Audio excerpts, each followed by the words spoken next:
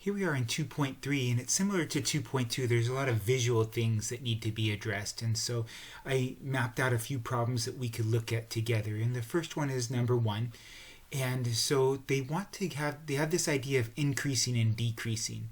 And I think you can see where this function is increasing. Let me make the function a little bit bigger so we can all look at the same thing. And the function's increasing where my cursor is. This is a point where it's increasing. It's increasing from -8 all the way up to -2. It's increasing on that interval from x coordinates -8 to -2. And it's increasing from a low value of -9 to a high value of 9. It's decreasing here, increasing here, decreasing, and so forth and so on. So the question is f decreasing on the interval from -2? Let's figure out where -2 is. So that's an x interval. So -2 to 0. And yeah, it does look like it's decreasing on that interval. So I'll mark yes. And we'll click our final check. And it's going to say that we're okay. So before I lose this picture by clicking next question, actually I think I can just click off of that. So remember, these are x coordinates, and this is an interval, not an ordered pair. So from -2 to 0, did it appear that it was dropping? Yes, it does appear that it's dropping. The next one I'd like to look at is number 3 with you. And just to get you some different examples in here, I'll make this one as big as I can and still keep it on the screen. So now they want us to list the intervals in which f is increasing and decreasing. Use commas to separate intervals as needed. So we'll start on the left-hand side. Where's the first time it starts to increase and decrease? And so it looks like it's increasing from -10 all the way up to -4. Okay, so I think that we should use parentheses, but if that doesn't work, we'll change them to be comma or brackets. -10 all the way up to -4. So what you're naming is the x coordinates in which it's increasing. So the x coordinate of -10 all the way up to -4. Then it's decreasing again. Then it's increasing from -2 all the way to 0. Do you see that happening? At 0, it stops increasing. And then it increases one more time from 3 to 5. And I got to put a comma in between there. From 3 to 5. Whoops. Don't know what happened there. I looked up and my 3 was gone, so it probably had a thing here. So I'm trying to name this interval right here. This, I'll double circle from 3 to 5. It appears to be increasing. So I believe we use open parentheses.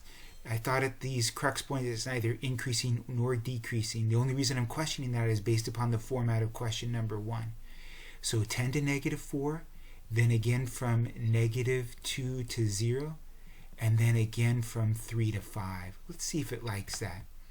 We'll check our answer, and it's saying well done. Okay, good. I was happy that it took the open parentheses, because with the open parentheses, I'm saying not to include those points because that's a point where things are changing from increasing to decreasing. So I really believe it should be open intervals. So let me look at number 5 with you next. And this is going to talk about local maximums and local minimums. So they are what they imply. They're places where the graph kind of tops out locally, not overall. If they ever use the word absolute, then they're talking about for the whole graph. So for example, this graph right here that we're looking at has no absolute max. There is no point that's the highest, because this blue line that's going up right here goes up forever. And because there's no dot on it, and so because it goes up forever, we can get as high as we want. There's no absolute. But these guys right here are local maximums, and these guys down here are local minimums. We care about those points because it's where the graph is changing, and so much of what we're doing is laying groundwork for the future. So select the correct choice before. So they're wanting just the x values where there's a local minimum. Okay, if I read the question, so that looks like an x value of -2. We use our comma to separate them. And then also 6. And hopefully that gets taken correctly. Okay, good. And what are these local maximum minimum? The local minima are, well, they're both the same thing. The local minimum are -4. I don't think we have to list it out twice. Let's check that answer. Yep, just one. Right? It's possible that they would produce different local minimums. And so you can see that you're going to have something very similar again. I did write down to have 6, to look at 6 again. But then this is the, that's why, because it talks about absolute maxes and absolute mins. The absolute maximum f, does it have an absolute maximum point? It does, right here. So it's happening at, and this is their notation, it's good notation actually, it's happening at -8, and the actual maximum is 2. 2 is the biggest y value that this graph ever produces. And so that's its maximum, and it's occurring at -8. And that's all you have to do for that question. So let's go look at a different question, number 8. So they're going to ask you for some items. Let's make this big. Okay. Lessen it just a little bit so I can keep the directions in there and have us look at the full graph. What are the intercepts? Well, I hope you know what this red line is. It's a horizontal asymptote. We'll get more familiarity with that when we move farther into the book. But what that means is that this blue line gets closer and closer to the red line and doesn't go beyond it. So what are the intercepts? There's only one, and it's actually shown for us, 0, 6. So pretty easy to identify that. It's going to tell us fantastic. How about the domain? Remember, the domain is anything you can let x be. Well, x can be anything we want, and we would have a mark on the blue line. So the domain, and we have to do it in interval notation, is from, somehow I got out of my box, is from -infinity, comma, infinity, and a close. The domain is everything. But how about the range? What that red line means is that it gets closer and closer to that line, but actually doesn't achieve it. So what is that red line? That's a y height of, it looks like 4. So it's above 4 and can go as high as we want. But it doesn't get below 4.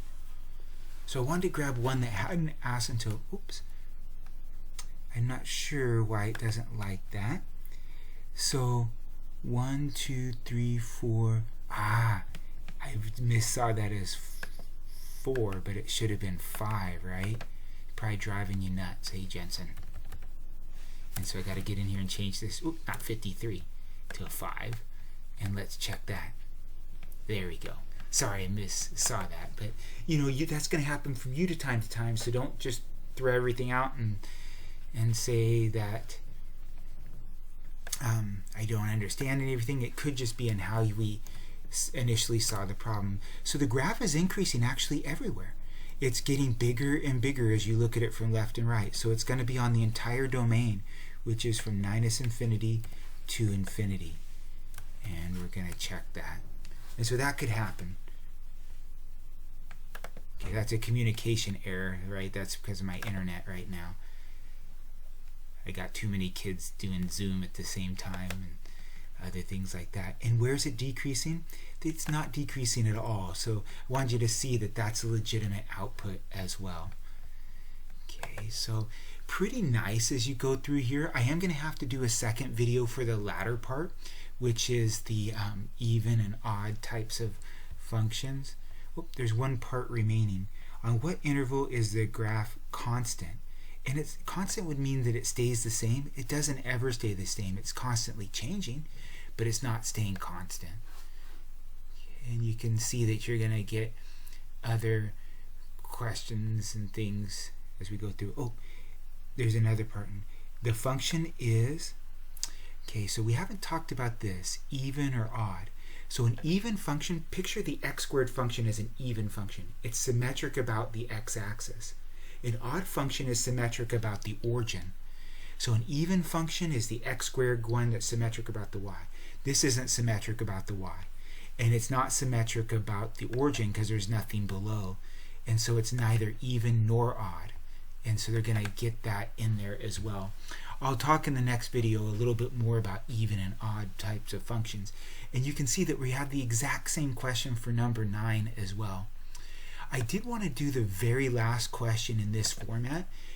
This format being that you can see exactly what the function is that they're looking at. This is the last one. Use the graph of the function to find the absolute maximum and absolute minimum if they exist, and identify them. So let's take a closer look at this function. We'll make it as big as we can and still be able to see it. Does it have an absolute max? I hope you know that these open circles, and maybe you don't know, so I'll approach it like that. These open circles mean that that point's not obtained. And because of that, it doesn't have an absolute max. Because if you say it's 3, we can't say that because it doesn't obtain 3. If you say it's 2.9, then there's a 2.99. And so it does not have an absolute max at all because the highest point is not actually achieved. And that's going to be the same for this low point. Didn't have to be, but the lowest point on the graph is also this circle. And I just wanted you exposed to what these open circles meant, right? It means that it's not really achieved. And so select the correct choices. And again, this is geared to having an answer of yes above and all of that. And so I can stop here. I mean, it's just opening up theirs, and I'm going to have to say that there's no local max and local mins. So this should provide good guidance for you as you approach the 2.3 homework. Notice my score right now is 5 out of 22. That'll consistently get better as I do the homework. It's never locked into place until the homework due date. So homework's fluid, so don't panic about situations in which you have a low percentage at a certain time. It's not giving you a percentage of what you've done right. It's giving you a percentage of the overall number of questions. All right, I'll make another video for 2.3 in which we look at testing whether functions are even or odd.